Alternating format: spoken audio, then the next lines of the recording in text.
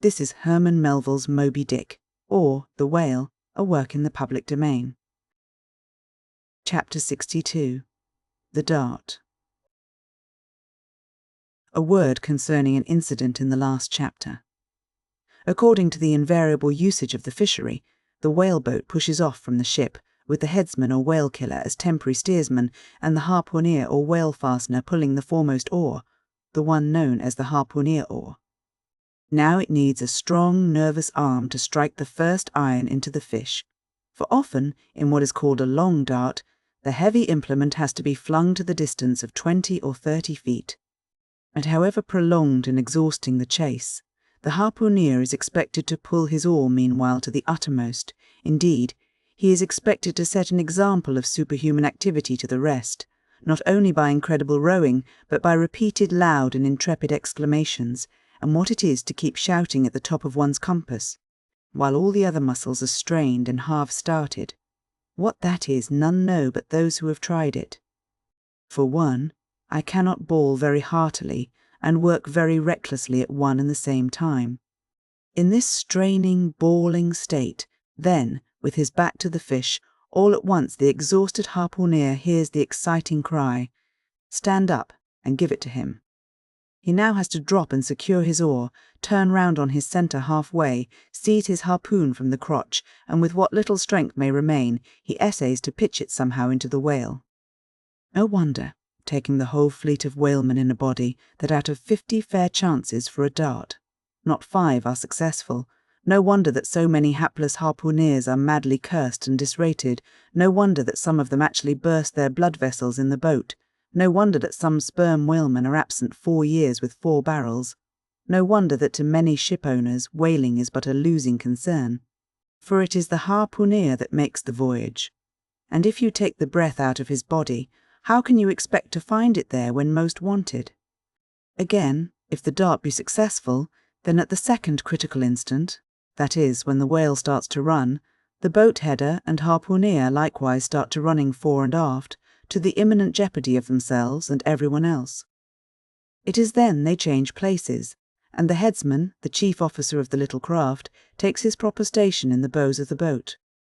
Now, I care not who maintains the contrary, but all this is both foolish and unnecessary. The headsman should stay in the bows from first to last. He should both dart the harpoon and the lance, and no rowing whatever should be expected of him, except under circumstances obvious to any fisherman. I know that this would sometimes involve a slight loss of speed in the chase, but long experience in various whalemen of more than one nation has convinced me that in the vast majority of failures in the fishery, it has not by any means been so much the speed of the whale as the before described exhaustion of the harpooneer that has caused them. To ensure the greatest efficiency in the dart, the harpooneers of this world must start to their feet from out of idleness, and not from out of toil. Chapter 63. The Crotch. Out of the trunk the branches grow, out of them the twigs. So, in productive subjects, grow the chapters. The crotch alluded to on a previous page deserves independent mention. It is a notched stick of a peculiar form, some 2 feet in length, which is perpendicularly inserted into the starboard gunwale near the bow, for the purpose of furnishing a rest for the wooden extremity of the harpoon, whose other naked barbed end slopingly projects from the prow. Thereby, the weapon is instantly at hand to its hurler, who snatches it up as readily from its rest as a backwoodsman swings his rifle from the wall. It is customary to have 2 harpoons reposing in the crotch, respectively called the first and second irons. But these 2 harpoons, each by its own cord, are both connected with the line, the object being this, to dart them both, if possible, one instantly after the other into the same whale, so that if, in the coming drag, one should draw out, the other may still retain a hold. It is a doubling of the chances. But it very often happens that owing to the instantaneous, violent, convulsive running of the whale upon receiving the first iron, it becomes impossible for the harpooneer, however lightning, like in his movements, to pitch the second iron into him. Nevertheless, as the second iron is already connected with the line, and the line is running, hence that weapon must, at all events, be anticipatingly tossed out of the boat, somehow and somewhere, else the most terrible jeopardy would involve all hands. Tumbled into the water, it accordingly is in such cases the spare coils of box line, mentioned in a preceding chapter, making this feat, in most instances, prudently practicable. But this critical act is not always unattended with the saddest and most fatal casualties. Furthermore, you must know that when the second iron is thrown overboard, it thenceforth becomes a dangling, sharp-edged terror, skittishly curveting about both boat and whale, entangling the lines or cutting them and making a prodigious sensation in all directions, nor, in general, is it possible to secure it again until the whale is fairly captured and a corpse. Consider now how it must be in the case of 4 boats all engaging one unusually strong, active and knowing whale, when owing to these qualities in him, as well as to the 1,000 concurring accidents of such an audacious enterprise, 8 or 10 loose second irons may be simultaneously dangling about him. For, of course, each boat is supplied with several harpoons to bend onto the line should the first one be ineffectually darted without recovery.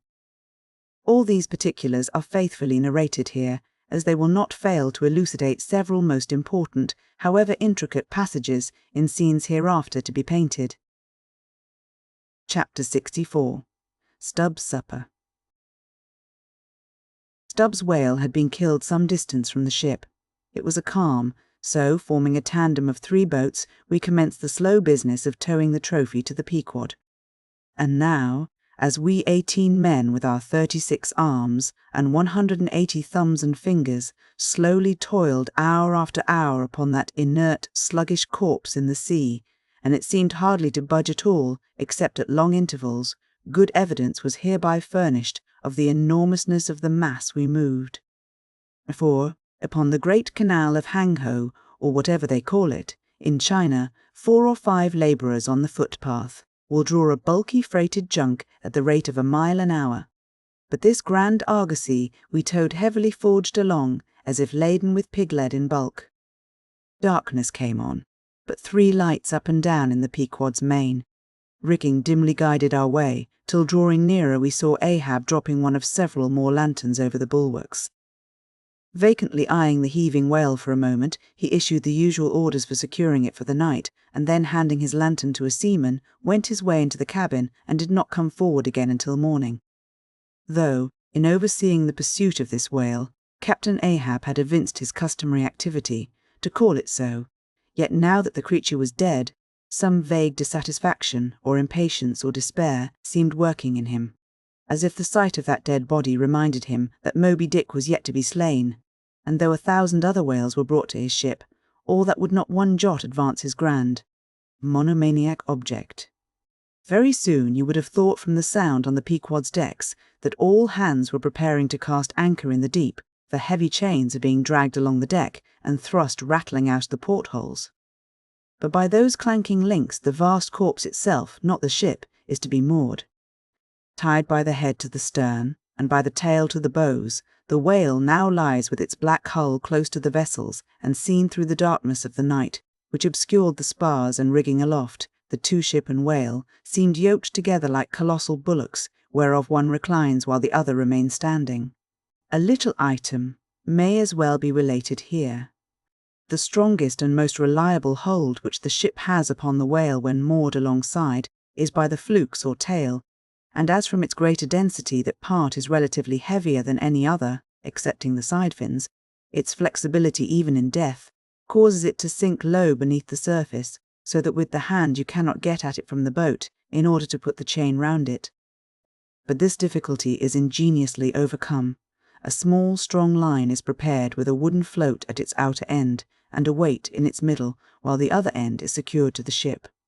By adroit management, the wooden float is made to rise on the other side of the mass, so that now, having girdled the whale, the chain is readily made to follow suit, and being slipped along the body, is at last locked fast round the smallest part of the tail, at the point of junction with its broad flukes or lobes.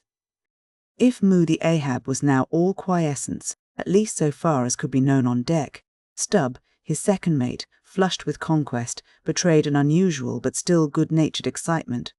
Such an unwanted bustle was he in that the staid Starbuck, his official superior, quietly resigned to him for the time the sole management of affairs. One small helping cause of all this liveliness in Stubb was soon made strangely manifest. Stubb was a high liver. He was somewhat intemperately fond of the whale as a flavourish thing to his palate. A steak? A steak? Ere I sleep? You, dagoo! Overboard you go, and cut me one from his small. Here be it known, that though these wild fishermen do not, as a general thing, and according to the great military maxim, make the enemy defray the current expenses of the war, at least before realizing the proceeds of the voyage, yet now and then you find some of these Nantucketers who have a genuine relish for that particular part of the sperm whale designated by Stubb, comprising the tapering extremity of the body. About midnight that steak was cut and cooked, and lighted by 2 lanterns of sperm oil. Stubb stoutly stood up to his spermaceti supper at the capstan head, as if that capstan were a sideboard. Nor was Stubb the only banqueter on whale's flesh that night. Mingling their mumblings with his own mastications, thousands on thousands of sharks, swarming round the dead Leviathan, smackingly feasted on its fatness. The few sleepers below in their bunks were often startled by the sharp slapping of their tails against the hull within a few inches of the sleepers' hearts. Peering over the side, you could just see them, as before you heard them, wallowing in the sullen black waters and turning over on their backs as they scooped out huge globular pieces of the whale of the bigness of a human head. This particular feat of the shark seems all but miraculous. How, at such an apparently unassailable surface, they contrive to gouge out such symmetrical mouthfuls remains a part of the universal problem of all things. The mark they thus leave on the whale may best be likened to the hollow made by a carpenter in countersinking for a screw. Though amid all the smoking horror and diabolism of a sea fight, sharks will be seen longingly gazing up to the ship's decks, like hungry dogs round a table where red meat is being carved, ready to bolt down every killed man that is tossed to them. And though, while the valiant butchers over the deck table are thus cannibally carving each other's live meat with carving knives all gilded and tasselled, the sharks also, with their jewel-hilted mouths, are quarrelsomely carving away under the table at the dead meat, and though, were you to turn the whole affair upside down, it would still be pretty much the same thing, that is to say, a shocking, sharkish business enough for all parties, and though sharks also are the invariable outriders of all slave ships crossing the Atlantic, systematically trotting alongside, to be handy in case a parcel is to be carried anywhere, or a dead slave to be decently buried, and though 1 or 2 other like instances might be set down, touching the set terms, places, and occasions when sharks do most socially congregate, and most hilariously feast, yet is there no conceivable time or occasion when you will find them in such countless numbers, and in gayer or more jovial spirits, than around a dead sperm whale, moored by night to a whale ship at sea. If you have never seen that sight, then suspend your decision about the propriety of devil worship, and the expediency of conciliating the devil. But, as yet, Stubb heeded not the mumblings of the banquet that was going on so nigh him, no more than the sharks heeded the smacking of his own Epicurean lips. "Cook, cook, where's that old fleece?" he cried at length, widening his legs still further, as if to form a more secure base for his supper, and, at the same time darting his fork into the dish, as if stabbing with his lance. "Cook, you cook! Sail this way, cook!" The old black, not in any very high glee at having been previously roused from his warm hammock at a most unseasonable hour, came shambling along from his galley, for, like many old blacks, there was something the matter with his knee-pans, which he did not keep well scoured like his other pans. This old fleece, as they called him, came shuffling and limping along, assisting his step with his tongs, which, after a clumsy fashion, were made of straightened iron hoops. This old ebony floundered along, and in obedience to the word of command, came to a dead stop on the opposite side of Stubb's sideboard, when, with both hands folded before him and resting on his 2-legged cane, he bowed his arched back still further over, at the same time sideways inclining his head so as to bring his best ear into play. "Cook," said Stubb, rapidly lifting a rather reddish morsel to his mouth, "don't you think this steak is rather overdone? You've been beating this steak too much, cook, it's too tender. Don't I always say that to be good? A whale steak must be tough?" There are those sharks now over the side. Don't you see they prefer it tough and rare? What a shindy they are kicking up. Cook, go and talk to 'em. Tell 'em they are welcome to help themselves civilly and in moderation, but they must keep quiet. Blast me, if I can hear my own voice. Away, Cook, and deliver my message. Here, take this lantern, snatching one from his sideboard. Now then, go and preach to 'em. Sullenly taking the offered lantern, old Fleece limped across the deck to the bulwarks, and then, with one hand dropping his light low over the sea, so as to get a good view of his congregation, with the other hand he solemnly flourished his tongs, and leaning far over the side in a mumbling voice began addressing the sharks, while Stubb, softly crawling behind, overheard all that was said. Fellow critters, I's ordered here to say dat you must stop dat damn noise dere. You hear? Stop dat damn smacking ob de lip. Massa Stubb say that you can fill your damn bellies up to de hatchings, but by gor, you must stop dat damn racket. Cook, here interposed Stubb, accompanying the word with a sudden slap on the shoulder. Cook! Why, damn your eyes, you mustn't swear that way when you're preaching. That's no way to convert sinners. Cook, who dat? Den preach to him yourself, sullenly turning to go. No, Cook, go on, go on. Well den, ballooed fellow critters. Right, exclaimed Stubb approvingly. Coax 'em to it, try that, and Fleece continued. To you is all sharks, and by nature wery wacious, yet I say to you, fellow critters, dat waciousness top dat damn slappin' ob de tail. How you tink to hear, s'pose you keep up such a damn slappin' and bitin' dare? Cook, cried Stubb, collaring him, I won't have that swearing. Talk to 'em gentlemanly. Once more the sermon proceeded. Your waciousness, fellow critters, I don't blame ye so much for, dat is nature, and can't be helped. But to goben dat wicked nature, dat is de pint. You is sharks, sarteen, but if you gobben de shark in you, why den you be angel? For all angel is nothing more dan de shark well gobbened. Now look here, brethren, just try once to be civil, a-helping yourselves from dat well. Don't be tearing de blubber out your neighbour's mouth, I say. Is not one sharp dude right as toted to dat whale? And by gor, none on you has the right to dat whale belong to someone else.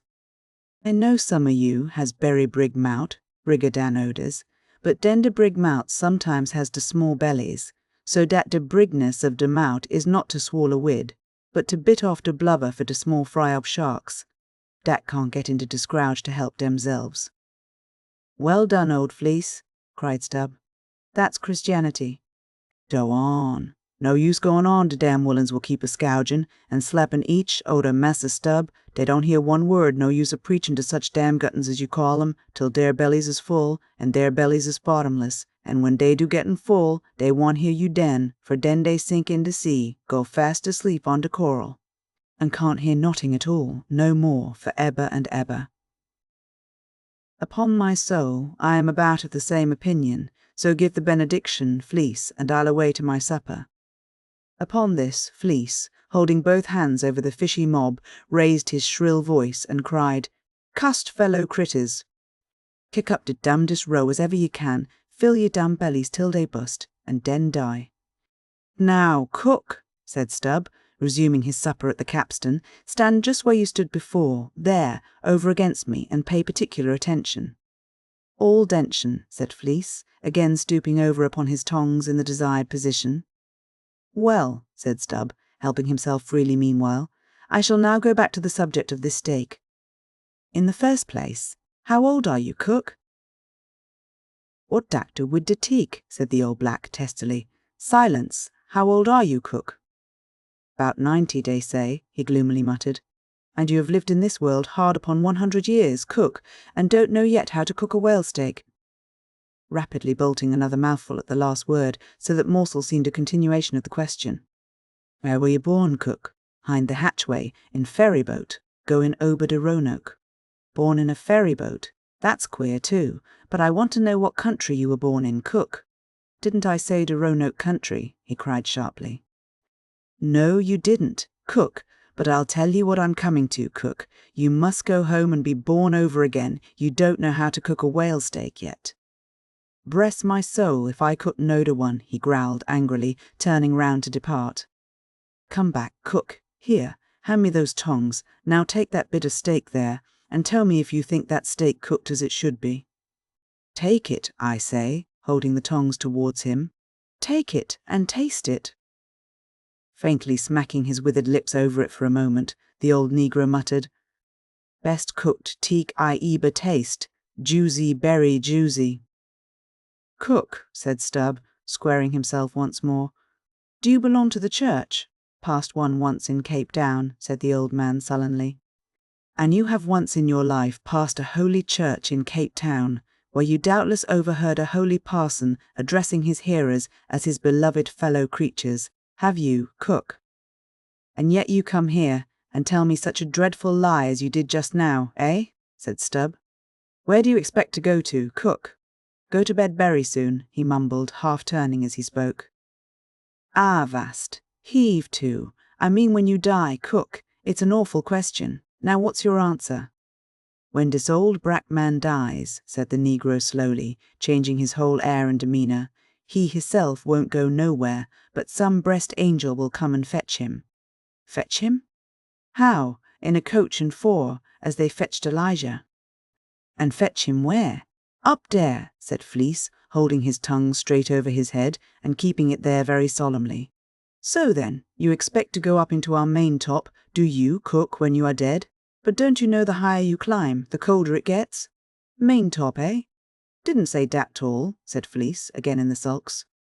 You said up there, didn't you? And now look yourself, and see where your tongs are pointing. But perhaps you expect to get into heaven by crawling through the lubber's hole, cook. But no, cook, you don't get there except you go the regular way, round by the rigging. It's a ticklish business, but must be done, or else it's no go. But none of us are in heaven yet. Drop your tongs, cook, and hear my orders. Do ye hear? Hold your hat in one hand, and clap t'other atop of your heart when I'm giving my orders, cook. What? That your heart there? That's your gizzard. Aloft, aloft. That's it, now you have it. Hold it there now, and pay attention.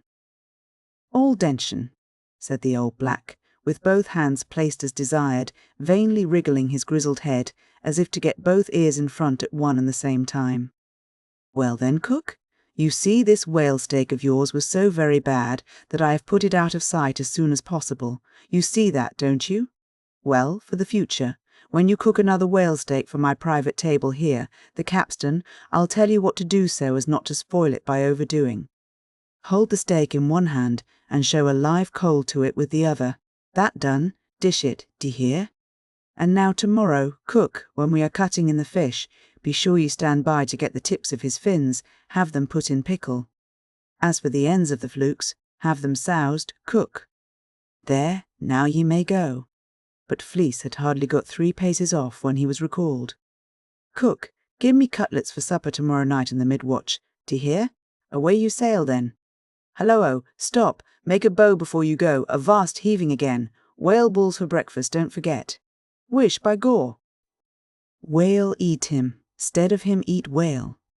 I'm brest if he ain't more of shark than Massa's shark yourself, muttered the old man, limping away, with which sage ejaculation he went to his hammock. Chapter 65. The Whale as a Dish.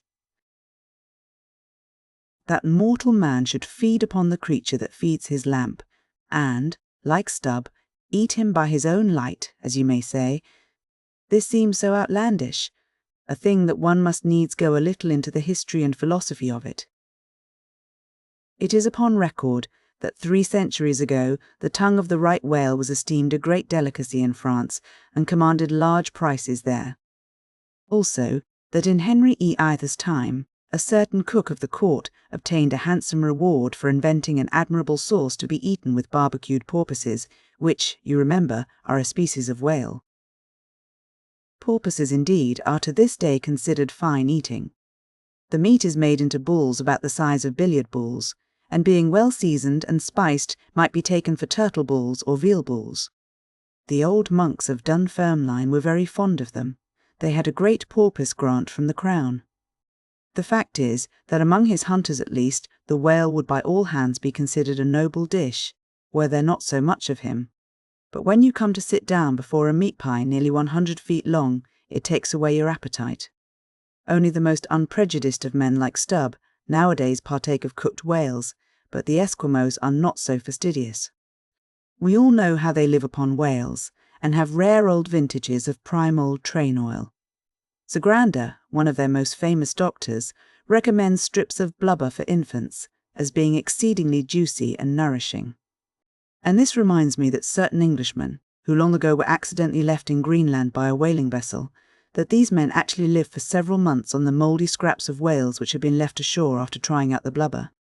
Among the Dutch whalemen these scraps are called fritters, which indeed they greatly resemble, being brown and crisp, and smelling something like old Amsterdam, housewives' doughnuts or Ollie Cooks, when fresh.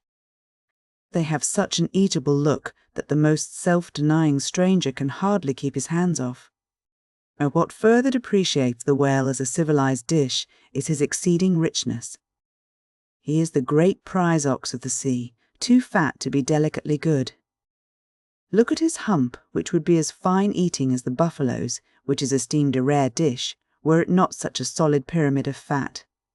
But the spermaceti itself, how bland and creamy that is, like the transparent, half-jellied, white meat of a coconut in the 3rd month of its growth, yet far too rich to supply a substitute for butter.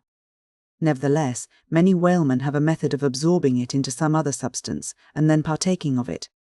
In the long try-watches of the night, it is a common thing for the seamen to dip their ship biscuit into the huge oil pots, and let them fry there a while. Many a good supper have I thus made. In the case of a small sperm whale, the brains are accounted a fine dish. The casket of the skull is broken into with an axe, and the 2 plump whitish lobes being withdrawn, precisely resembling 2 large puddings, they are then mixed with flour, and cooked into a most delectable mess, in flavour somewhat resembling calf's head, which is quite a dish among some epicures, and everyone knows that some young bucks among the epicures, by continually dining upon calves' brains, by and by get to have a little brains of their own, so as to be able to tell a calf's head from their own heads, which, indeed, requires uncommon discrimination. And that is the reason why a young buck with an intelligent-looking calf's head before him is somehow one of the saddest sights you can see. The head looks a sort of reproachfully at him with an et tu, brute expression. It is not, perhaps, entirely, because the whale is so excessively unctuous that landsmen seem to regard the eating of him with abhorrence. That appears to result, in some way, from the consideration before mentioned, i.e., that a man should eat a newly murdered thing of the sea, and eat it too by its own light. But no doubt the first man that ever murdered an ox was regarded as a murderer. Perhaps he was hung, and if he had been put on his trial by oxen he certainly would have been, and he certainly deserved it if any murderer does. Go to the meat market of a Saturday night and see the crowds of live bipeds staring up at the long rows of dead quadrupeds. Does not that sight take a tooth out of the cannibal's jaw? Cannibals! Who is not a cannibal? I tell you it will be more tolerable for the Fiji that salted down a lean missionary in his cellar against a coming famine. It will be more tolerable for that provident Fiji, I say, in the day of judgment, than for thee, civilized and enlightened gourmand, who nailest geese to the ground, and feastest on their bloated livers in thy pâté de foie gras. But Stubb, he eats the whale by its own light, does he? And that is adding insult to injury, is it? Look at your knife handle, there, my civilized and enlightened gourmand, dining off that roast beef. What is that handle made of? What but the bones of the brother of the very ox you are eating? And what do you pick your teeth with after devouring that fat goose? With a feather of the same fowl. And with what quill did the Secretary of the Society for the Suppression of Cruelty to Ganders formally indite his circulars? It is only within the last month or two that society passed a resolution to patronize nothing but steel pens. Chapter 66. The Shark Massacre. When in the southern fishery a captured sperm whale, after long and weary toil, is brought alongside late at night, it is not, as a general thing at least, customary to proceed at once to the business of cutting him in. For that business is an exceedingly laborious one, is not very soon completed, and requires all hands to set about it. Therefore, the common usage is to take in all sail, lash the helm a lee, and then send everyone below to his hammock till daylight, with the reservation that, until that time, anchor watches shall be kept, that is, 2 and 2 for an hour, each couple. The crew in rotation shall mount the deck to see that all goes well. But sometimes, especially upon the line in the Pacific, this plan will not answer at all, because such incalculable hosts of sharks gather round the moored carcass that were he left so for 6 hours, say, on a stretch, little more than the skeleton would be visible by morning. In most other parts of the ocean, however, where these fish do not so largely abound, their wondrous voracity can be at times considerably diminished by vigorously stirring them up with sharp whaling spades, a procedure notwithstanding, which in some instances only seems to tickle them into still greater activity. But it was not thus in the present case with the Pequod sharks, though, to be sure, any man unaccustomed to such sights, to have looked over her side that night, would have almost thought the whole round sea was one huge cheese, and those sharks the maggots in it. Nevertheless, upon Stubb setting the anchor watch after his supper was concluded, and when, accordingly, Queequeg and a forecastle seaman came on deck, no small excitement was created among the sharks, for immediately suspending the cutting stages over the side, and lowering 3 lanterns, so that they cast long gleams of light over the turbid sea, these 2 mariners, darting their long whaling spades, kept up an incessant murdering of the sharks, by striking the keen steel deep into their skulls, seemingly their only vital part. But in the foamy confusion of their mixed and struggling hosts, the marksmen could not always hit their mark, and this brought about new revelations of the incredible ferocity of the foe. They viciously snapped, not only at each other's disembowelments, but like flexible bows, bent round and bit their own, till those entrails seemed swallowed over and over again by the same mouth, to be oppositely voided by the gaping wound. Nor was this all. It was unsafe to meddle with the corpses and ghosts of these creatures. A sort of generic or pantheistic vitality seemed to lurk in their very joints and bones after what might be called the individual life had departed. Killed and hoisted on deck for the sake of his skin, one of these sharks almost took poor Queequeg's hand off when he tried to shut down the dead lid of his murderous jaw. The whaling spade used for cutting in is made of the very best steel, is about the bigness of a man's spread hand, and in general shape corresponds to the garden implement after which it is named, only its sides are perfectly flat, and its upper end considerably narrower than the lower. This weapon is always kept as sharp as possible, and when being used is occasionally honed, just like a razor. In its socket, a stiff pole, from 20 to 30 feet long, is inserted for a handle. Queequeg no care what god made him shark, said the savage, agonizingly lifting his hand up and down, whether Fiji god or Nantucket god, but de god what made shark must be one damn Injin. Chapter 67. Cutting. It was a Saturday night, and such a Sabbath as followed. Ex officio professors of Sabbath breaking are all whalemen. The ivory Pequod was turned into what seemed a shamble, every sailor a butcher. You would have thought we were offering up 10,000 red oxen to the sea gods. In the first place, the enormous cutting tackles, among other ponderous things comprising a cluster of blocks generally painted green, and which no single man can possibly lift. This vast bunch of greggs was swayed up to the maintop and firmly lashed to the lower masthead, the strongest point anywhere above a ship's deck. The end of the hawser, like rope winding through these intricacies, was then conducted to the windlass, and the huge lower block of the tackles was swung over the whale. To this block the great blubber hook, weighing some 100 pounds, was attached. And now suspended in stages over the side, Starbuck and Stubb, the mates, armed with their long spades, began cutting a hole in the body for the insertion of the hook just above the nearest of the 2 side fins. This done, a broad semicircular line is cut round the hole, the hook is inserted, and the main body of the crew, striking up a wild chorus, now commence heaving in one dense crowd at the windlass. When instantly the entire ship careens over on her side, every bolt in her starts like the nail heads of an old house in frosty weather, she trembles, quivers, and nods her frighted mastheads to the sky. More and more she leans over to the whale, while every gasping heave of the windlass is answered by a helping heave from the billows, till at last a swift, startling snap is heard, with a great swash. The ship rolls upwards and backwards from the whale, and the triumphant tackle rises into sight, dragging after it the disengaged semicircular end of the first strip of blubber. Now, as the blubber envelopes the whale precisely as the rind does an orange, so is it stripped off from the body precisely as an orange is sometimes stripped by spiralizing it.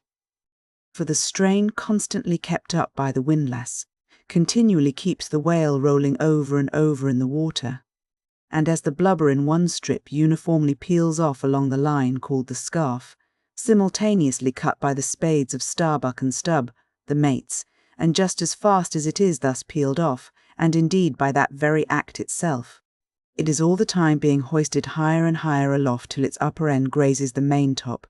The men at the windlass then cease heaving, and for a moment or two the prodigious blood-dripping mass sways to and fro as if let down from the sky, and everyone present must take good heed to dodge it when it swings, else it may box his ears and pitch him headlong overboard. One of the attending harpooneers now advances with a long, keen weapon called a boarding sword, and watching his chance he dexterously slices out a considerable hole in the lower part of the swaying mass. Into this hole, the end of the second alternating great tackle is then hooked so as to retain a hold upon the blubber in order to prepare for what follows. Thereupon, this accomplished swordsman, warning all hands to stand off, once more makes a scientific dash at the mass, and with a few sidelong, desperate, lunging slicings, severs it completely in twain, so that while the short lower part is still fast, the long upper strip, called a blanket piece, swings clear and is all ready for lowering. The heavers forward now resume their song, and while the one tackle is peeling and hoisting a second strip from the whale, the other is slowly slackened away, and down goes the first strip through the main hatchway right beneath, into an unfurnished parlour called the blubber room. Into this twilight apartment sundry nimble hands keep coiling away the long blanket piece as if it were a great live mass of plaited serpents. And thus the work proceeds, the two tackles hoisting and lowering simultaneously, both whale and windlass heaving, the heavers singing, the blubber room gentlemen coiling, the mates scarfing, the ship straining, and all hands swearing occasionally, by way of assuaging the general friction. Chapter 68. The Blanket. I have given no small attention to that not unvexed subject, the skin of the whale. I have had controversies about it with experienced whalemen afloat and learned naturalists ashore. My original opinion remains unchanged, but it is only an opinion. The question is, what and where is the skin of the whale? Already you know what his blubber is. That blubber is something of the consistence of firm, close-grained beef, but tougher, more elastic and compact, and ranges from 8 or 10 to 12 and 15 inches in thickness. However preposterous it may at first seem to talk of any creature's skin as being of that sort of consistence and thickness, yet in point of fact these are no arguments against such a presumption, because you cannot raise any other dense enveloping layer from the whale's body but that same blubber, and the outermost enveloping layer of any animal, if reasonably dense, what can that be but the skin? True, from the unmarred dead body of the whale, you may scrape off with your hand an infinitely thin, transparent substance, somewhat resembling the thinnest shreds of isinglass, only it is almost as flexible and soft as satin, that is, previous to being dried, when it not only contracts and thickens, but becomes rather hard and brittle. I have several such dried bits, which I use for marks in my whale books. It is transparent, as I said before, and being laid upon the printed page, I have sometimes pleased myself with fancying it exerted a magnifying influence. At any rate, it is pleasant to read about whales through their own spectacles, as you may say. But what I am driving at here is this. That same infinitely thin, isinglass substance, which, I admit, invests the entire body of the whale, is not so much to be regarded as the skin of the creature, as the skin of the skin, so to speak, for it was simply ridiculous to say that the proper skin of the tremendous whale is thinner and more tender than the skin of a newborn child. And no more of this.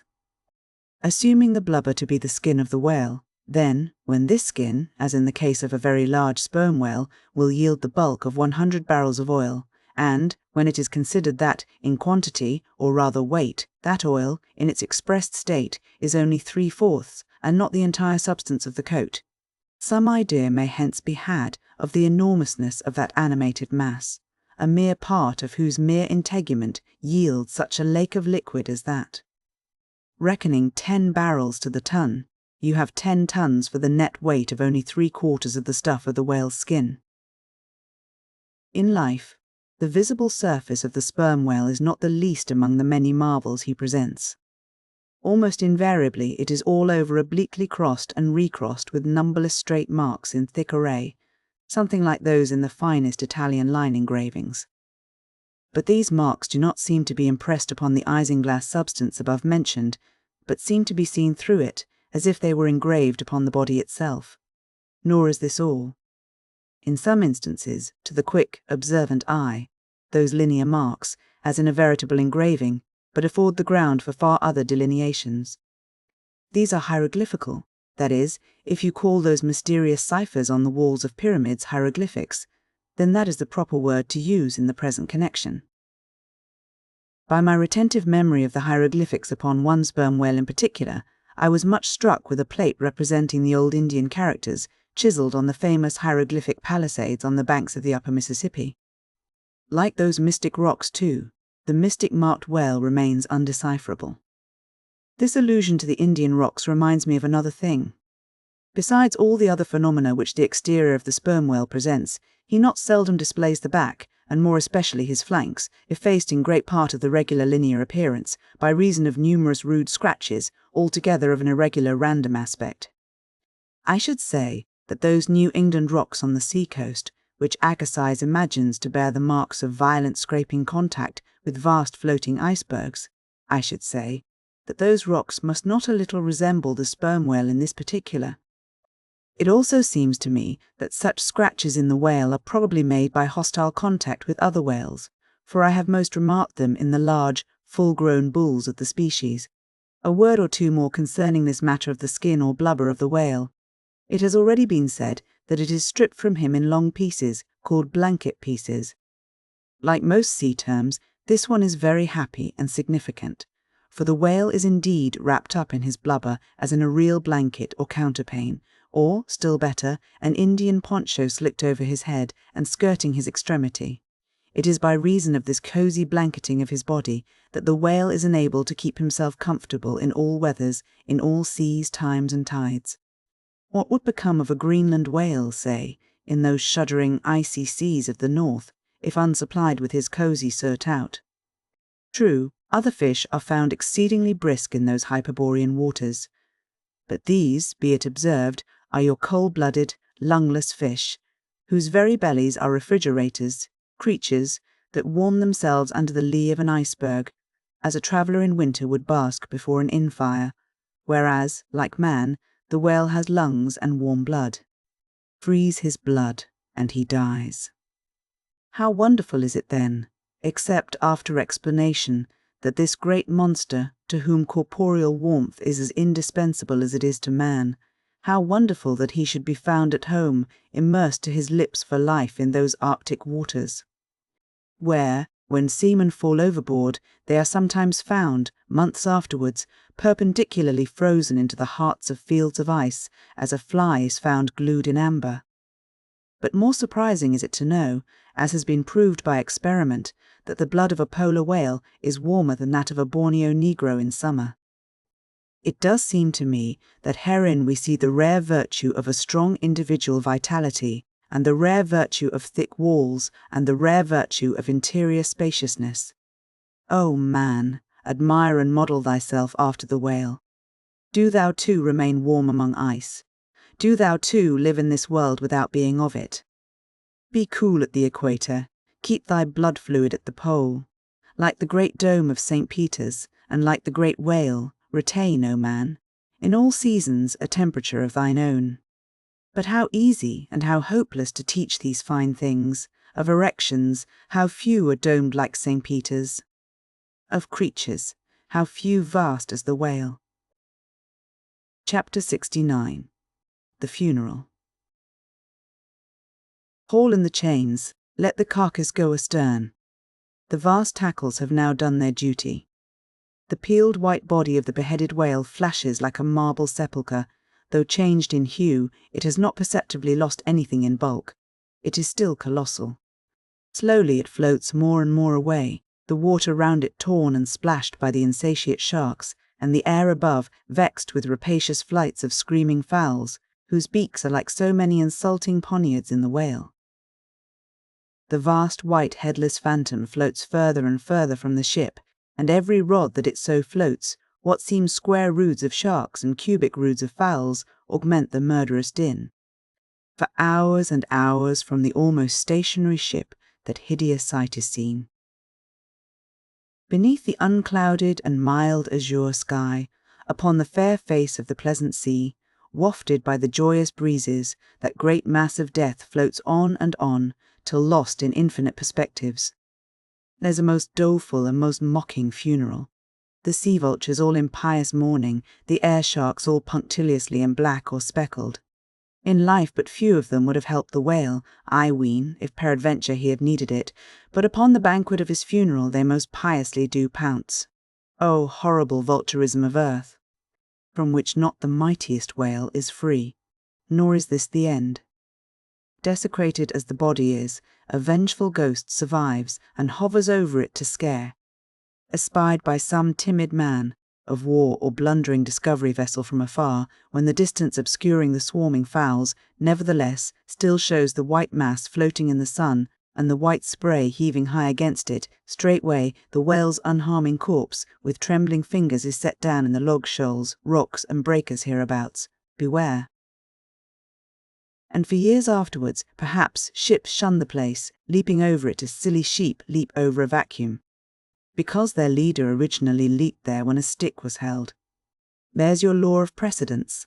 There's your utility of traditions. There's the story of your obstinate survival of old beliefs, never bottomed on the earth, and now not even hovering in the air. There's orthodoxy. Thus, while in life, the great whale's body may have been a real terror to his foes, in his death his ghost becomes a powerless panic to a world. Are you a believer in ghosts, my friend? There are other ghosts than the Cock Lane one, and far deeper men than Dr. Johnson who believe in them. Chapter 70. The Sphinx. It should not have been omitted that previous to completely stripping the body of the Leviathan, he was beheaded. Now, the beheading of the sperm whale is a scientific anatomical feat, upon which experienced whale surgeons very much pride themselves, and not without reason. Consider that the whale has nothing that can properly be called a neck. On the contrary, where his head and body seem to join, there, in that very place, is the thickest part of him. Remember also that the surgeon must operate from above, some 8 or 10 feet intervening between him and his subject, and that subject almost hidden in a discoloured, rolling, and oftentimes tumultuous and bursting sea. Bear in mind, too, that under these untoward circumstances he has to cut many feet deep in the flesh, and in that subterraneous manner, without so much as getting one single peep into the ever-contracting gash thus made, he must skilfully steer clear of all adjacent, interdicted parts, and exactly divide the spine at a critical point hard by its insertion into the skull. Do you not marvel, then, at Stubbs' boast, that he demanded but 10 minutes to behead a sperm whale? When first severed, the head is dropped astern, and held there by a cable till the body is stripped. That done, if it belong to a small whale, it is hoisted on deck to be deliberately disposed of. But with a full-grown Leviathan this is impossible, for the sperm whale's head embraces nearly 1/3 of his entire bulk, and completely to suspend such a burden as that, even by the immense tackles of a whaler, this were as vain a thing as to attempt weighing a Dutch barn in jewellers' scales. The Pequod's whale being decapitated and the body stripped, the head was hoisted against the ship's side, about halfway out of the sea, so that it might yet in great part be buoyed up by its native element. And there, with the strained craft steeply leaning over to it, by reason of the enormous downward drag from the lower masthead, and every yardarm on that side projecting like a crane over the waves. There, that blood-dripping head hung to the Pequod's waist like the giant Holofernes from the girdle of Judith. When this last task was accomplished, it was noon, and the seamen went below to their dinner. Silence reigned over the before tumultuous but now deserted deck. An intense copper calm, like a universal yellow lotus, was more and more unfolding its noiseless, measureless leaves upon the sea. A short space elapsed, and up into this noiselessness came Ahab alone from his cabin. Taking a few turns on the quarter-deck, he paused to gaze over the side, then slowly getting into the main chains, he took Stubbs' long spade, still remaining there after the whale's decapitation, and striking it into the lower part of the half-suspended mass, placed its other end crutch wise under one arm, and so stood leaning over with eyes attentively fixed on this head. It was a black and hooded head, and hanging there in the midst of so intense a calm, it seemed the sphinxes in the desert. "Speak, thou vast and venerable head," muttered Ahab, "which, though ungarnished with a beard, yet here and there lookest hoary with mosses. Speak, mighty head, and tell us the secret thing that is in thee. Of all divers, thou hast dived the deepest. That head upon which the upper sun now gleams has moved amid this world's foundations, where unrecorded names and navies rust, and untold hopes and anchors rot, where in her murderous hold this frigate earth is ballasted with bones of millions of the drowned. There, in that awful waterland, there was thy most familiar home. Hast been where belle or diver never went, hast slept by many a sailor's side, where sleepless mothers would give their lives to lay them down. Thou saw'st the locked lovers when leaping from their flaming ship, heart to heart they sank beneath the exulting wave, true to each other, when heaven seemed false to them. Thou saw'st the murdered mate when tossed by pirates from the midnight deck. For hours he fell into the deeper midnight of the insatiate moor, and his murderers still sailed on unharmed, while swift lightning shivered the neighbouring ship that would have borne a righteous husband to outstretched longing arms. O head, thou hast seen enough to split the planets and make an infidel of Abraham, and not one syllable is thine. "Sail ho!" cried a triumphant voice from the main masthead. "Aye? Well, now, that's cheering," cried Ahab, suddenly erecting himself, while whole thunderclouds swept aside from his brow. "That lively cry upon this deadly calm might almost convert a better man. Where away?" "3 points on the starboard bow, sir, and bringing down her breeze to us." "Better and better, man. Would now stained Paul would come along that way, and to my breezelessness bring his breeze. O nature, and O soul of man, how far beyond all utterance are your linked analogies! Not the smallest atom stirs or lives on matter, but has its cunning duplicate in mind. Chapter 71. The Jeroboam's Story. Hand in hand, ship and breeze blew on. But the breeze came faster than the ship, and soon the Pequod began to rock. By and by, through the glass, the stranger's boats and manned mastheads proved her a whale ship. But as she was so far to windward, and shooting by, apparently making a passage to some other ground, the Pequod could not hope to reach her. So the signal was set to see what response would be made. Here be it said, that like the vessels of military marines, the ships of the American whale fleet have each a private signal, all which signals being collected in a book with the names of the respective vessels attached, every captain is provided with it. Thereby, the whale commanders are enabled to recognize each other upon the ocean, even at considerable distances and with no small facility. The Pequod's signal was at last responded to by the stranger's setting her own, which proved the ship to be the Jeroboam of Nantucket. Squaring her yards, she bore down, ranged a beam under the Pequod's lee, and lowered a boat. It soon drew nigh. But, as the side ladder was being rigged by Starbuck's order to accommodate the visiting captain, the stranger in question waved his hand from his boat's stern in token of that proceeding being entirely unnecessary. It turned out that the Jeroboam had a malignant epidemic on board, and that Mayhew, her captain, was fearful of infecting the Pequod's company. For, though himself and boat's crew remained untainted, and though his ship was half a rifle shot off, and an incorruptible sea and air rolling and flowing between, Yet conscientiously adhering to the timid quarantine of the land, he peremptorily refused to come into direct contact with the Pequod. But this did by no means prevent all communications. Preserving an interval of some few yards between itself and the ship, the Jeroboam's boat, by the occasional use of its oars, contrived to keep parallel to the Pequod, as she heavily forged through the sea, for by this time it blew very fresh, with her main topsail aback, though indeed, at times by the sudden onset of a large rolling wave, the boat would be pushed some way ahead, but would be soon skilfully brought to her proper bearings again. Subject to this, and other, the like interruptions now and then, a conversation was sustained between the two parties, but at intervals not without still another interruption of a very different sort.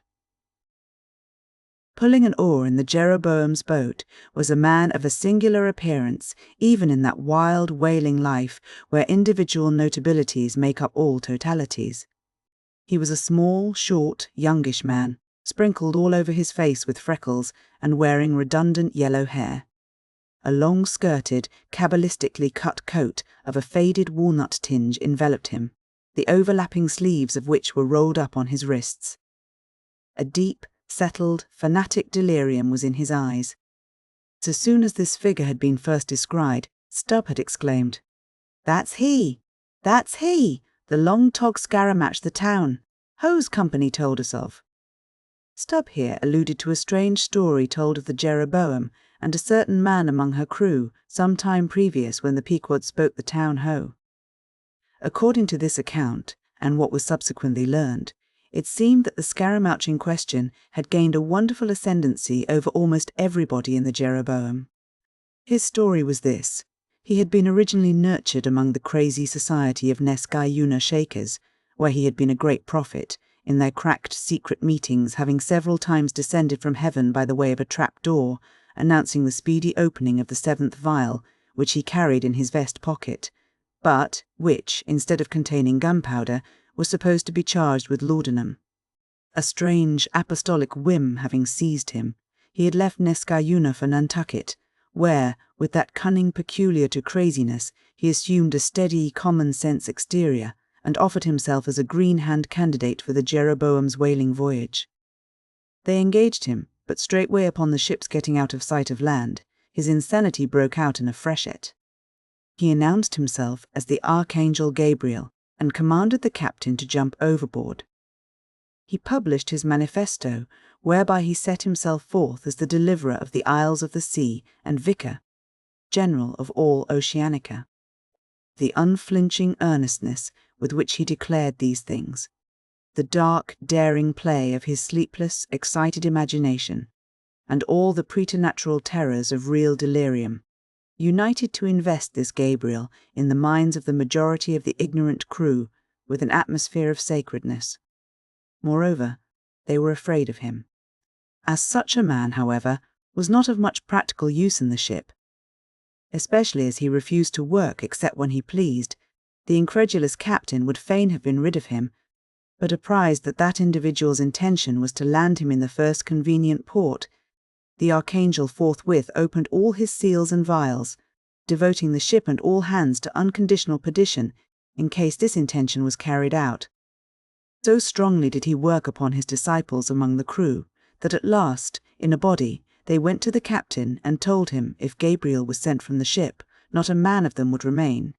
He was therefore forced to relinquish his plan.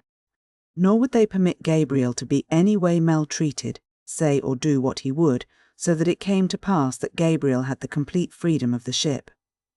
The consequence of all this was that the Archangel cared little or nothing for the captain and mates, and since the epidemic had broken out, he carried a higher hand than ever, declaring that the plague, as he called it, was at his sole command, nor should it be stayed but according to his good pleasure. The sailors, mostly poor devils, cringed, and some of them fawned before him in obedience to his instructions, sometimes rendering him personal homage as to a god. Such things may seem incredible, but, however wondrous, they are true.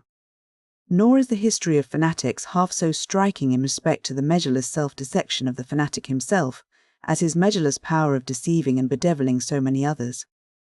But it is time to return to the Pequod. "I fear not thy epidemic, man," said Ahab from the bulwarks to Captain Mayhew, who stood in the boat's stern. "Come on board." But now Gabriel started to his feet. Think of the fevers, yellow and bilious. Beware of the horrible plague." "Gabriel, Gabriel," cried Captain Mayhew, "thou must either—" But that instant a headlong wave shot the boat far ahead, and its seethings drowned all speech. "Hast thou seen the white whale?" demanded Ahab, when the boat drifted back. Think of thy whaleboat, stoven and sunk. Beware of the horrible tale." "I tell thee again, Gabriel, that—" But again the boat tore ahead as if dragged by fiends. Nothing was said for some moments, while a succession of riotous waves rolled by, which by one of those occasional caprices of the seas were tumbling, not heaving it. Meantime, the hoisted sperm whale's head jogged about very violently, and Gabriel was seen eyeing it with rather more apprehensiveness than his archangel nature seemed to warrant.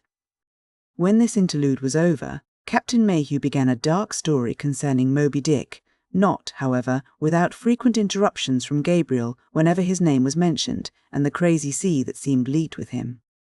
It seemed that the Jeroboam had not long left home, when upon speaking a whale ship, her people were reliably apprised of the existence of Moby Dick and the havoc he had made.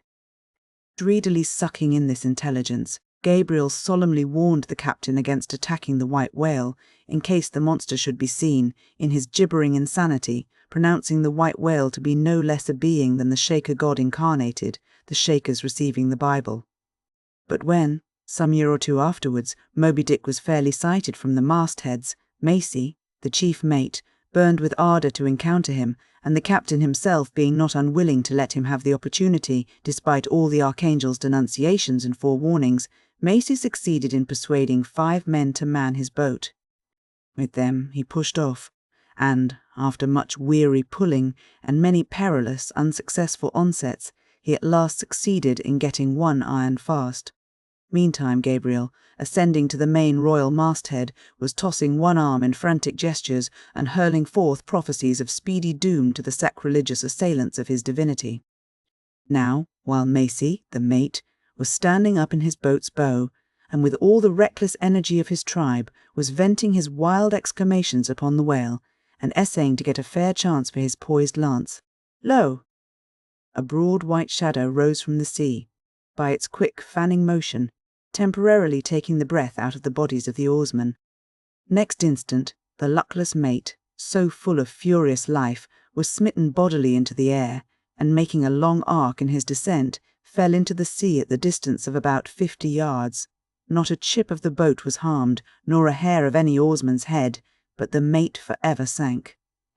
It is well to parenthesize here that of the fatal accidents in the sperm whale fishery, this kind is perhaps almost as frequent as any. Sometimes nothing is injured, but the man who is thus annihilated, oftener the boat's bow is knocked off, or the thigh-board, in which the headsman stands, is torn from its place and accompanies the body. But strangest of all is the circumstance that in more instances than one, when the body has been recovered, not a single mark of violence is discernible, the man being stark dead. The whole calamity, with the falling form of Macy, was plainly descried from the ship. Raising a piercing shriek, "The vial! The vial!"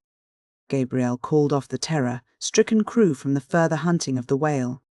This terrible event clothed the archangel with added influence, because his credulous disciples believed that he had specifically foreannounced it, instead of only making a general prophecy, which anyone might have done, and so have chanced to hit one of many marks in the wide margin allowed.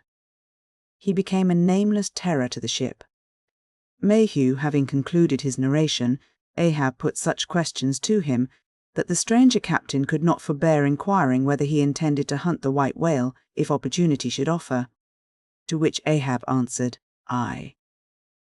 Straightway then Gabriel once more started to his feet, glaring upon the old man, and vehemently exclaimed with downward pointed finger, Think of the blasphemer, dead and down there. Beware of the blasphemer's end."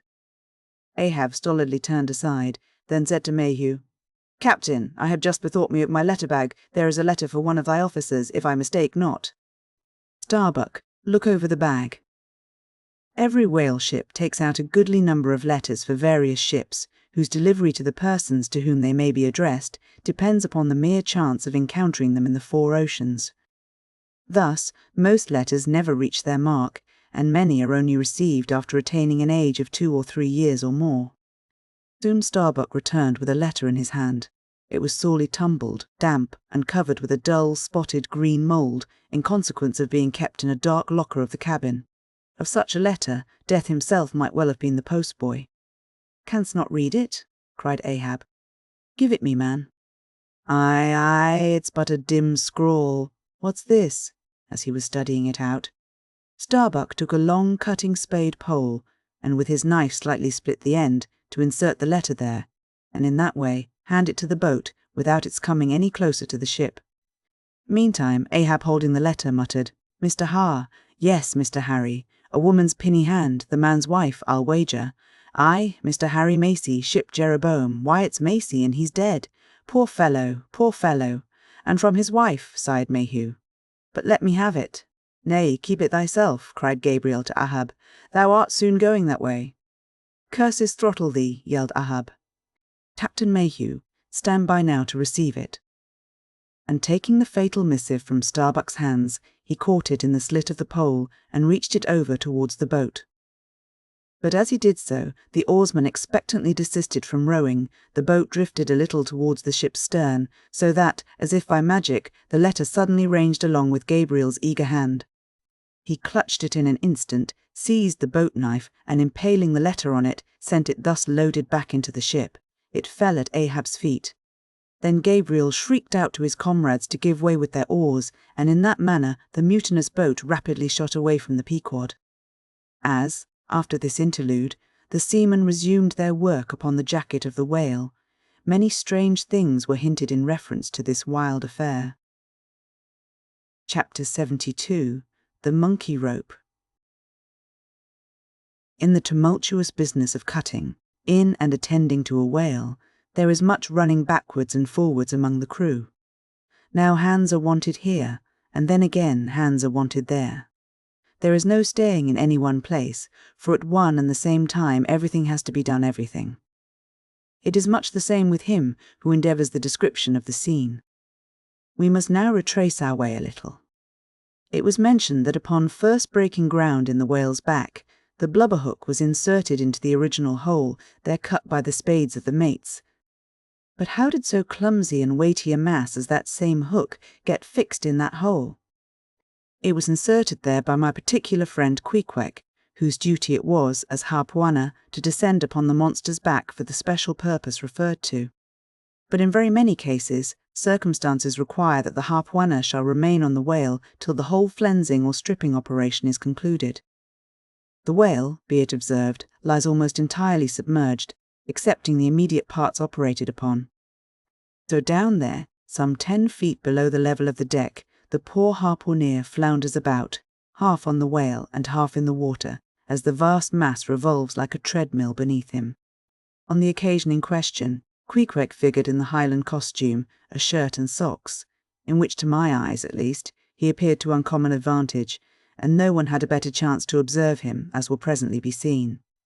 Being the savage's bowsman, that is, the person who pulled the bow-oar in his boat, the second one from forward, it was my cheerful duty to attend upon him while taking that hard scrabble-scramble upon the dead whale's back. You have seen Italian organ boys holding a dancing ape by a long cord. Just so, from the ship's steep side, did I hold Queequeg down there in the sea, by what is technically called in the fishery a monkey rope, attached to a strong strip of canvas belted round his waist. It was a humorously perilous business for both of us.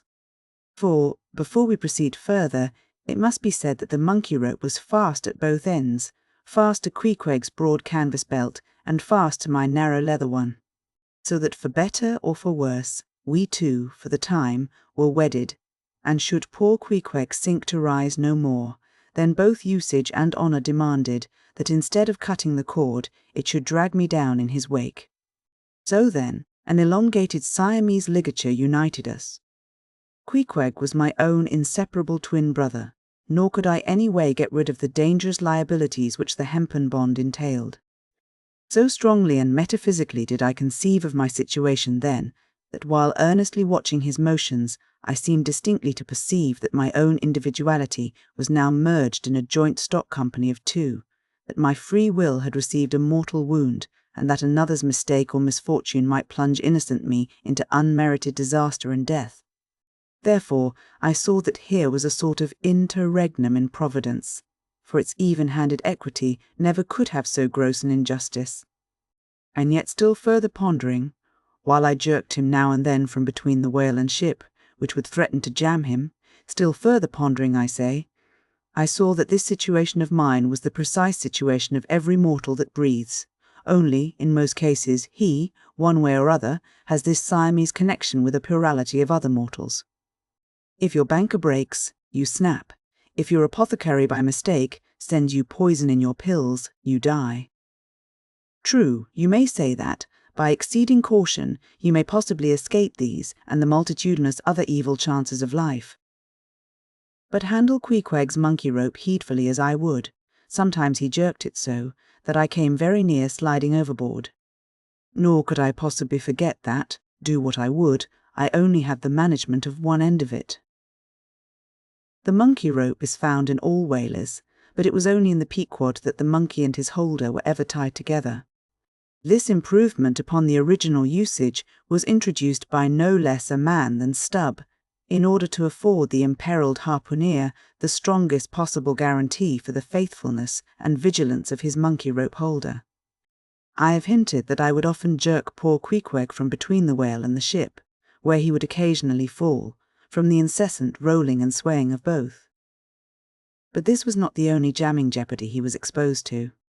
Unappalled by the massacre made upon them during the night, the sharks now freshly and more keenly allured by the before-pent blood which began to flow from the carcass, the rabid creatures swarmed round it like bees in a beehive, and right in among those sharks was Queequeg, who often pushed them aside with his floundering feet. A thing altogether incredible, were it not that attracted by such prey as a dead whale, the otherwise miscellaneously carnivorous shark will seldom touch a man. Nevertheless, it may well be believed that since they have such a ravenous finger in the pie, it is deemed but wise to look sharp to them. Accordingly, besides the monkey rope, with which I now and then jerked the poor fellow from too close a vicinity to the maw of what seemed a peculiarly ferocious shark, he was provided with still another protection. Suspended over the side in one of the stages, Tashtego and Dagu continually flourished over his head a couple of keen whale spades, wherewith they slaughtered as many sharks as they could reach. This procedure of theirs, to be sure, was very disinterested and benevolent of them. They meant Queequeg's best happiness, I admit, but in their hasty zeal to befriend him, and from the circumstance that both he and the sharks were at times half hidden by the blood-muddled water, those indiscreet spades of theirs would come nearer amputating a leg than a tail. But poor Queequeg, I suppose, straining and gasping there with that great iron hook. Poor Queequeg, I suppose, only prayed to his Yojo and gave up his life into the hands of his gods. Well, well, my dear comrade and twin brother, thought I, as I drew in and then slacked off the rope to every swell of the sea, what matters it, after all? Are you not the precious image of each and all of us men in this whaling world? That unsounded ocean you gasp in is life. Those sharks, your foes, those spades, your friends, and what between sharks and spades you are in a sad pickle and peril, poor lad. But courage. There is good cheer in store for you, Queequeg. For now, as with blue lips and bloodshot eyes the exhausted savage at last climbs up the chains and stands all dripping and involuntarily trembling over the side, the steward advances and with a benevolent, consolatory glance hands him, what? Some hot cognac? No, hands him, ye gods, hands him a cup of tepid ginger and water. Ginger? Do I smell ginger? Suspiciously asked Stubb, coming near. Yes, this must be ginger, peering into the as yet untasted cup. Then standing as if incredulous for a while, he calmly walked towards the astonished steward, slowly saying, Ginger? Ginger? And will you have the goodness to tell me, Mr. Doughboy, where lies the virtue of ginger? Ginger. Is ginger the sort of fuel you use, Doughboy, to kindle a fire in this shivering cannibal? Ginger. What the devil is ginger? Sea coal, firewood, lucifer matches, tinder, gunpowder. What the devil is ginger, I say, that you offer this cup to our poor Queequeg here? There is some sneaking temperance society movement about this business, he suddenly added, now approaching Starbuck, who had just come from forward. Will you look at that cannikin, sir? Smell of it, if you please. Then, watching the mate's countenance, he added, The steward, Mr. Starbuck, had the face to offer that calomel and jalap to Queequeg, there, this instant off the whale. Is the steward an apothecary, sir? And may I ask whether this is the sort of bitters by which he blows back the life into a half-drowned man? I trust not, said Starbuck. It is poor stuff enough. Aye, aye, steward, cried Stubb. We'll teach you to drug a harpooneer. None of your apothecary's medicine here. You want to poison us, do you? You have got out insurances on our lives and want to murder us all and pocket the proceeds, do ye? It was not me, cried Doughboy. It was Aunt Charity that brought the ginger on board and bade me never give the harpooneers any spirits, but only this ginger jub, so she called it. Ginger jub, you gingerly rascal! Take that, and run along with ye to the lockers and get something better. I hope I do no wrong, Mr. Starbuck. It is the captain's orders, grog for the harpooneer on a whale. Enough, replied Starbuck, only don't hit him again, but... Oh, I never hurt when I hit, except when I hit a whale or something of that sort, and this fellow's a weasel. What were you about saying, sir? Only this, go down with him, and get what thou wantest thyself. When Stubb reappeared, he came with a dark flask in one hand and a sort of tea-caddy in the other. The first contained strong spirits, and was handed to Queequeg. The second was Aunt Charity's gift, and that was freely given to the waves. Chapter 73. Stubb and Flask kill a right whale, and then have a talk over him. It must be borne in mind that all this time we have a sperm whale's prodigious head hanging to the Pequod's side, but we must let it continue hanging there a while till we can get a chance to attend to it. For the present other matters press, and the best we can do now for the head is to pray heaven the tackles may hold. Now, during the past night and forenoon, the Pequod had gradually drifted into a sea which, by its occasional patches of yellow brit, gave unusual tokens of the vicinity of right whales, a species of the leviathan that but few supposed to be at this particular time lurking anywhere near. And though all hands commonly disdained the capture of those inferior creatures, and though the Pequod was not commissioned to cruise for them at all, and though she had passed numbers of them near the crozettes without lowering a boat, yet now that a sperm whale had been brought alongside and beheaded, to the surprise of all, the announcement was made that a right whale should be captured that day if opportunity offered. Nor was this long wanting. Tall spouts were seen to leeward, and 2 boats, Stubbs and Flasks, were detached in pursuit. Pulling further and further away, they at last became almost invisible to the men at the masthead. But suddenly in the distance they saw a great heap of tumultuous white water, and soon after news came from aloft that one or both the boats must be fast. An interval passed, and the boats were in plain sight, in the act of being dragged right towards the ship by the towing whale. So close did the monster come to the hull that at first it seemed as if he meant it malice, but suddenly going down in a maelstrom, within 3 rods of the planks, he wholly disappeared from view, as if diving under the keel. "Cut! Cut!" was the cry from the ship to the boats, which, for one instant, seemed on the point of being brought with a deadly dash against the vessel's side. But having plenty of line yet in the tubs, and the whale not sounding very rapidly, they paid out abundance of rope, and at the same time pulled with all their might so as to get ahead of the ship. For a few minutes the struggle was intensely critical, for while they still slacked out the tightened line in one direction and still plied their oars in another, the contending strain threatened to take them under. But it was only a few feet advance they sought to gain. And they stuck to it till they did gain it, when instantly a swift tremor was felt running like lightning along the keel, as the strained line, scraping beneath the ship, suddenly rose to view under her bows, snapping and quivering, and so flinging off its drippings, that the drops fell like bits of broken glass on the water, while the whale beyond also rose to sight. And once more the boats were free to fly. But the fagged whale abated his speed, and blindly altering his course, went round the stern of the ship, towing the 2 boats after him, so that they performed a complete circuit. Meantime, they hauled more and more upon their lines, till close flanking him on both sides, Stubb answered Flask with lance for lance, and thus round and round the Pequod the battle went, while the multitudes of sharks that had before swum round the sperm whale's body rushed to the fresh blood that was spilled, thirstily drinking at every new gash, as the eager Israelites did the new bursting fountains that poured from the smitten rock. At last his spout grew thick, and with a frightful roll and vomit he turned upon his back a corpse. While the two headsmen were engaged in making fast cords to his flukes, and in other ways getting the mass in readiness for towing, some conversation ensued between them. "I wonder what the old man wants with this lump of foul lard," said Stubb, not without some disgust at the thought of having to do with so ignoble a leviathan. "Wants with it?" said Flask, coiling some spare line in the boat's bow.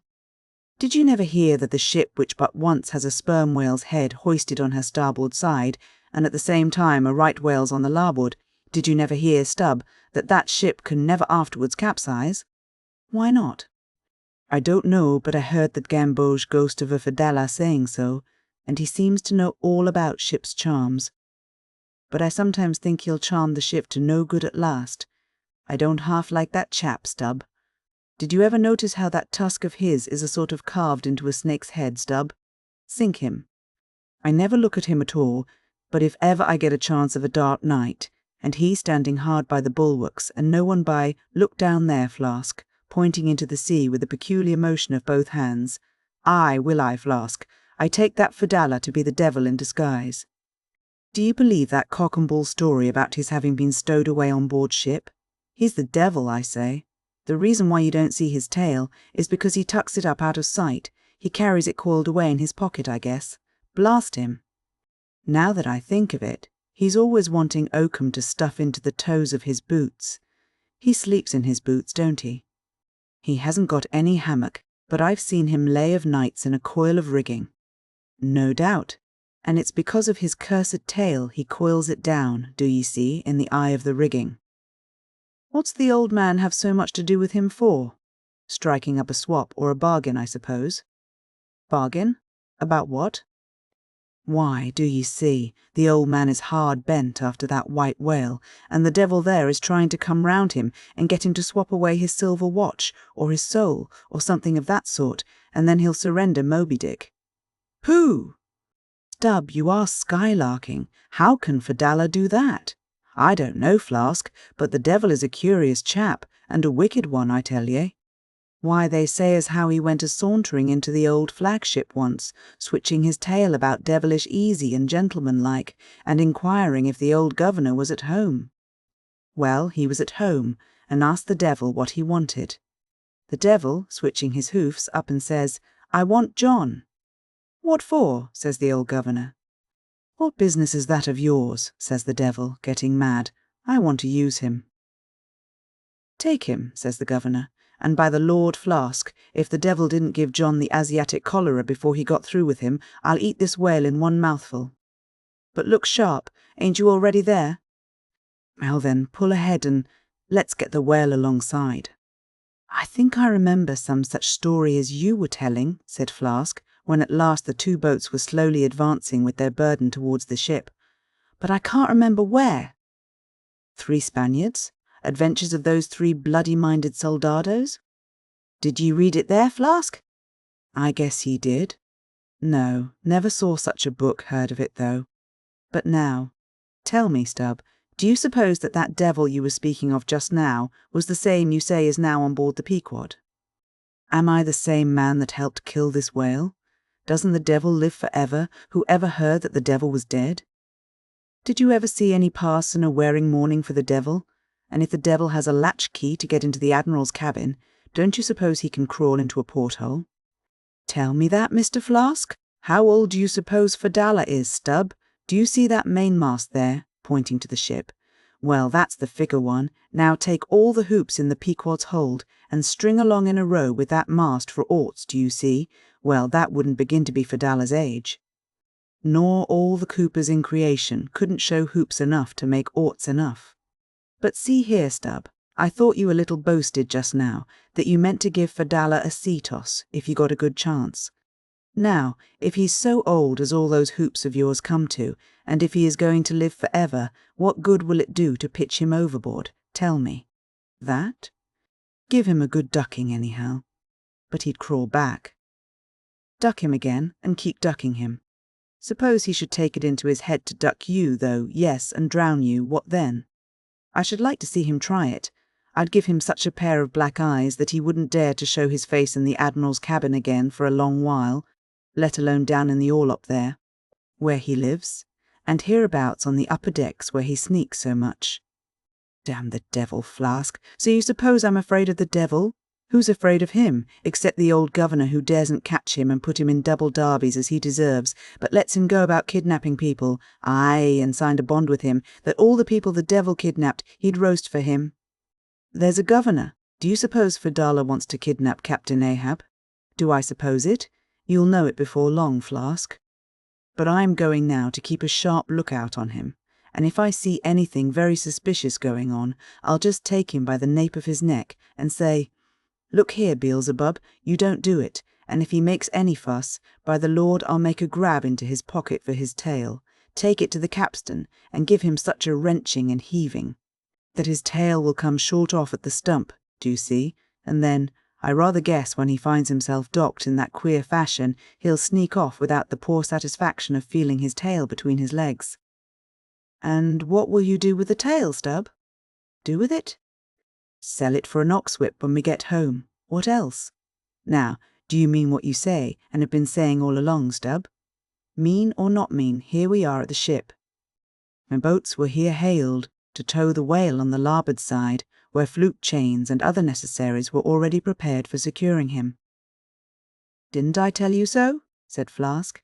"Yes, you'll soon see this right whale's head hoisted up opposite that Parmacetes." In good time, Flask's saying proved true. As before, the Pequod steeply leaned over towards the sperm whale's head.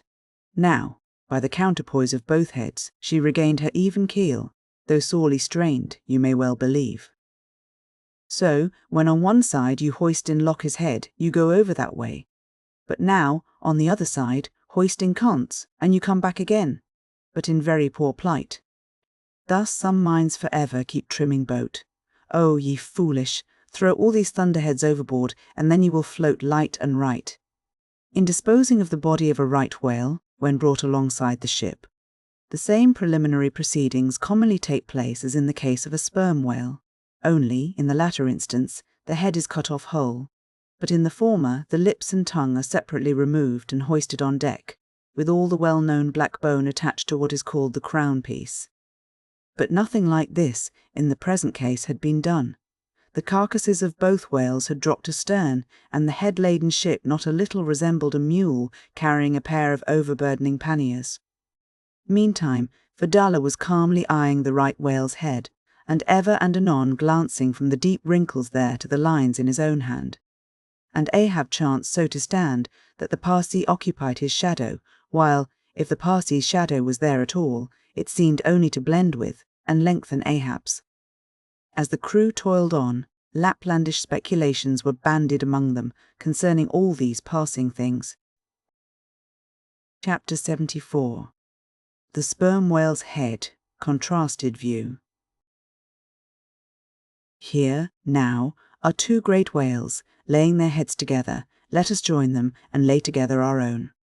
Of the grand order of folio leviathans, the sperm whale and the right whale are by far the most noteworthy. They are the only whales regularly hunted by man. To the Nantucketer they present the two extremes of all the known varieties of the whale. As the external difference between them is mainly observable in their heads, and as a head of each is this moment hanging from the Pequod side, and as we may freely go from one to the other, by merely stepping across the deck, where, I should like to know, will you obtain a better chance to study practical cetology than here? In the first place, you are struck by the general contrast between these heads. Both are massive enough in all conscience, but there is a certain mathematical symmetry in the sperm whales which the right whale sadly lacks. There is more character in the sperm whale's head. As you behold it, you involuntarily yield the immense superiority to him in point of pervading dignity. In the present instance, too, this dignity is heightened by the pepper and salt colour of his head at the summit, giving token of advanced age and large experience. In short, he is what the fishermen technically call a grey-headed whale. Let us now note what is least dissimilar in these heads, namely, the two most important organs, the eye and the ear.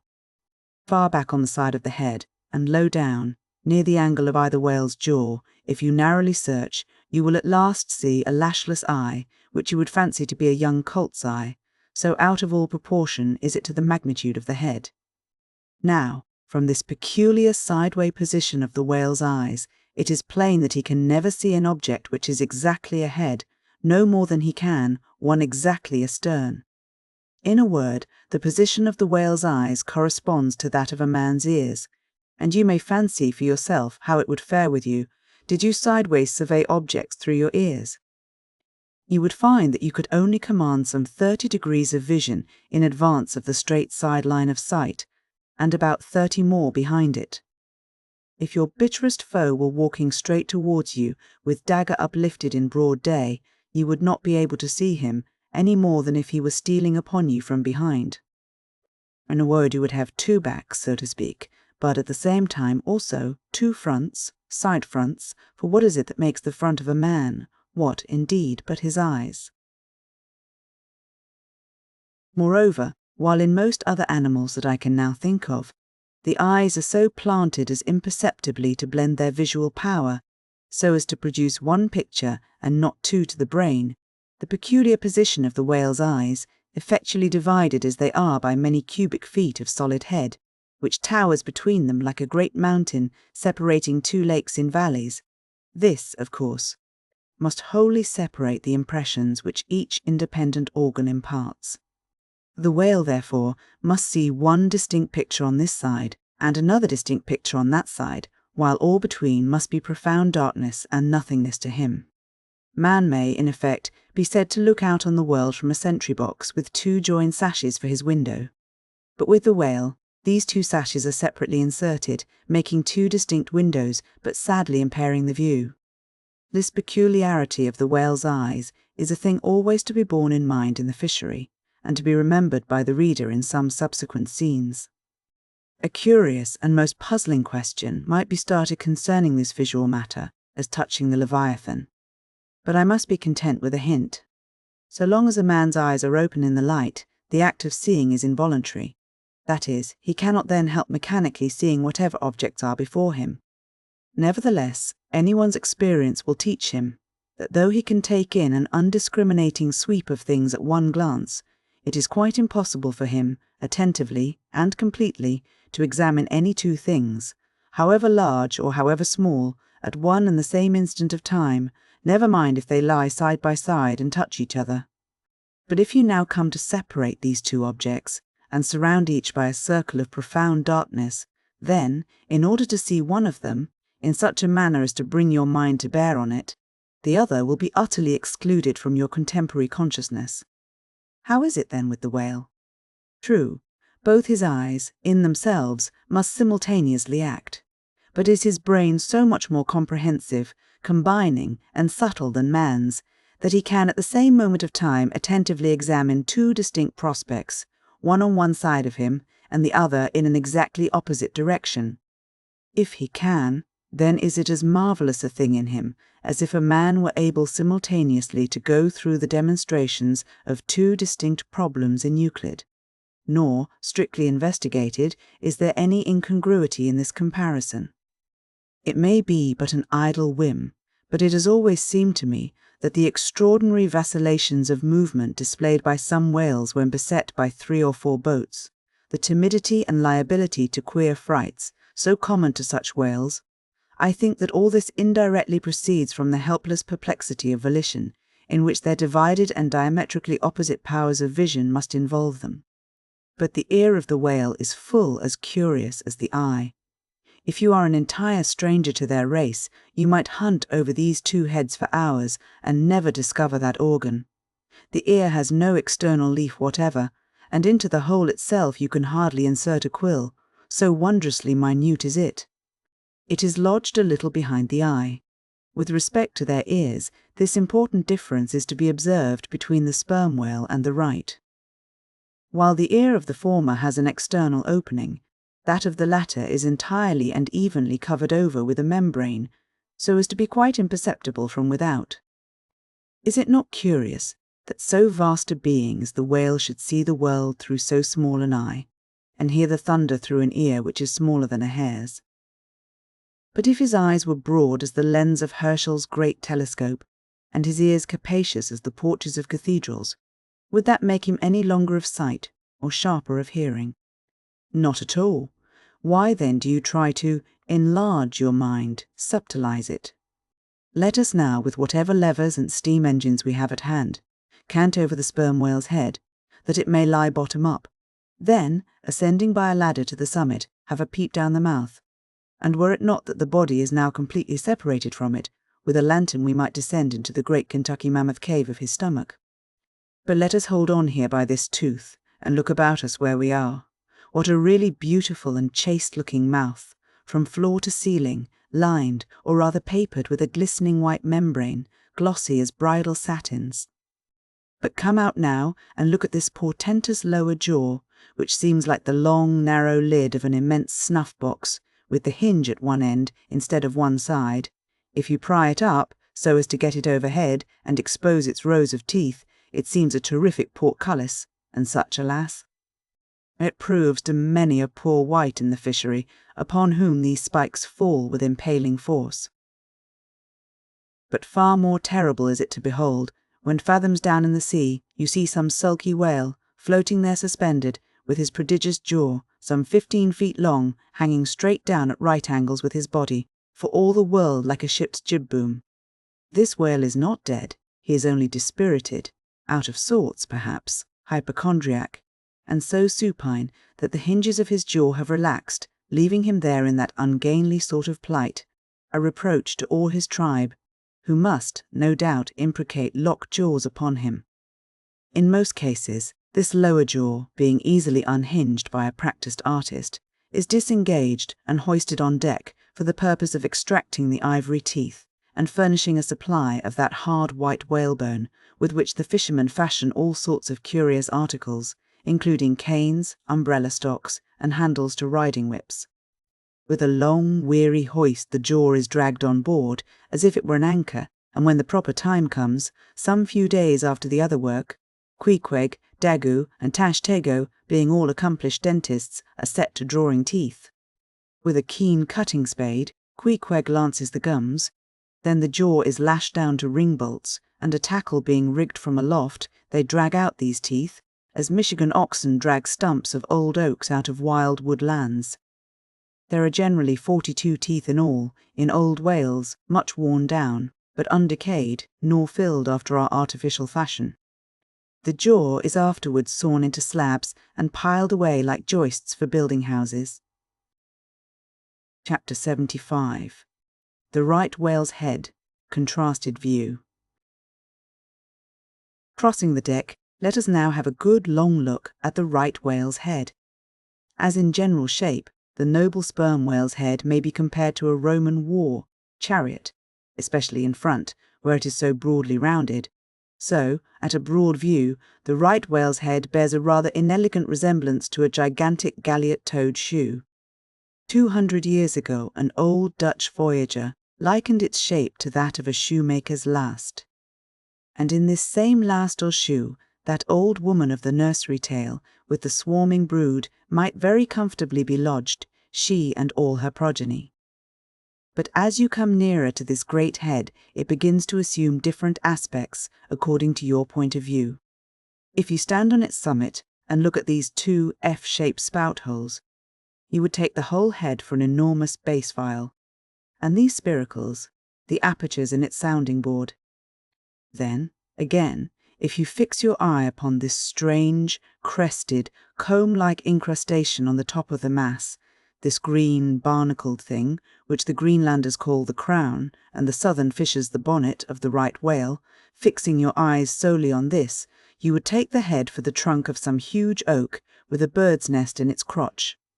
At any rate, when you watch those live crabs that nestle here on this bonnet, such an idea will be almost sure to occur to you, unless, indeed, your fancy has been fixed by the technical term crown, also bestowed upon it, in which case you will take great interest in thinking how this mighty monster is actually a diademed king of the sea, whose green crown has been put together for him in this marvellous manner.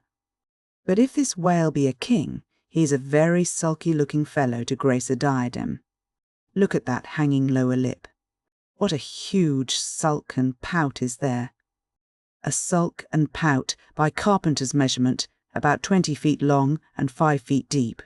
A sulk and pout that will yield you some 500 gallons of oil and more. A great pity now that this unfortunate whale should be hare-lipped. The fissure is about a foot across. Probably the mother during an important interval was sailing down the Peruvian coast when earthquakes caused the beach to gape. Over this lip, as over a slippery threshold, we now slide into the mouth. Upon my word, were I at Mackinaw, I should take this to be the inside of an Indian wigwam. Good Lord! Is this the road that Jonah went? And the roof is about 12 feet high, and runs to a pretty sharp angle, as if there were a regular ridgepole there, while these ribbed, arched, hairy sides present us with those wondrous, half-vertical, scimitar-shaped slats of whalebone, say 300 on a side, which, depending from the upper part of the head or crown bone, form those Venetian blinds which have elsewhere been cursorily mentioned. The edges of these bones are fringed with hairy fibres, through which the right whale strains the water, and in whose intricacies he retains the small fish, when open-mouthed he goes through the seas of Brit in feeding time. In the central blinds of bone, as they stand in their natural order, there are certain curious marks, curves, hollows, and ridges, whereby some whalemen calculate the creature's age as the age of an oak by its circular rings. Though the certainty of this criterion is far from demonstrable, yet it has the savour of analogical probability. At any rate, if we yield to it, we must grant a far greater age to the right whale than at first glance will seem reasonable. In old times there seem to have prevailed the most curious fancies concerning these blinds, and one voyager in patches calls them the wondrous whiskers inside of the whale's mouth, another hog's bristles. A third old gentleman in Hakluyt uses the following elegant language: there are about 250 fins growing on each side of his upper chop, which arch over his tongue on each side of his mouth. This reminds us that the right whale really has a sort of whisker, or rather a moustache, consisting of a few scattered white hairs on the upper part of the outer end of the lower jaw. Sometimes these tufts impart a rather brigandish expression to his otherwise solemn countenance. As everyone knows, these same hog's bristles, fins, whiskers, blinds, or whatever you please, furnish to the ladies their busks and other stiffening contrivances. But in this particular, the demand has long been on the decline. It was in Queen Anne's time that the bone was in its glory, the farthingale being then all the fashion. And as those ancient dames moved about gaily, though in the jaws of the whale, as you may say, even so, in a shower, with the like thoughtlessness, do we nowadays fly under the same jaws for protection, the umbrella being a tent spread over the same bone. And now forget all about blinds and whiskers for a moment, and standing in the right whale's mouth, look around you afresh. Seeing all these colonnades of bone so methodically ranged about, would you not think you were inside of the great Harlem organ and gazing upon its 1,000 pipes? For a carpet to the organ, we have a rug of the softest turkey, the tongue which is glued, as it were, to the floor of the mouth. It is very fat and tender, and apt to tear in pieces in hoisting it on deck. This particular tongue now before us, at a passing glance I should say it was a 6-barreler. That is, it will yield you about that amount of oil. Ere this, you must have plainly seen the truth of what I started with, that the sperm whale and the right whale have almost entirely different heads. To sum up, then, in the right whales there is no great well of sperm, no ivory teeth at all, no long, slender mandible of a lower jaw, like the sperm whales. Nor in the sperm whale are there any of those blinds of bone, no huge lower lip, and scarcely anything of a tongue. Again, the right whale has 2 external spout, holes, the sperm whale only 1. Look your last now on these venerable hooded heads while they yet lie together, for one will soon sink, unrecorded, in the sea, the other will not be very long in following. Can you catch the expression of the sperm whales there? It is the same he died with, only some of the longer wrinkles in the forehead seem now faded away. I think his broad brow to be full of a prairie, like placidity, born of a speculative indifference as to death. But mark the other head's expression. See that amazing lower lip, pressed by accident against the vessel's side, so as firmly to embrace the jaw. Does not this whole head seem to speak of an enormous practical resolution in facing death? This right whale I take to have been a Stoic, the sperm whale, a Platonian, who might have taken up Spinoza in his latter years.